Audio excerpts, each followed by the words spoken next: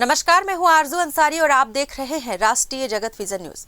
Raipur commissionerate की anti narcotics task force, anti crime and cyber unit और new Rajendra Nagar थाना police की संयुक्त कार्रवाई में 14.613 किलोग्राम गांजा के साथ 3 अंतर्राज्यीय आरोपियों को गिरफ्तार किया गया है।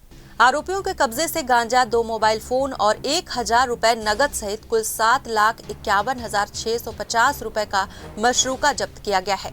पुलिस को अमलीडीह स्थित मेडिसाइन अस्पताल के पास गांजा बिक्री की सूचना मिली थी, जिसके बाद घेराबंदी कर तुषार, नितिन पवार, किरण, सीताराम काय जो कि पुणे महाराष्ट्र के रहने वाले हैं और दीपक तोमर मुरैना मध्य प्रदेश के रहने वालों को पकड़ा गया है।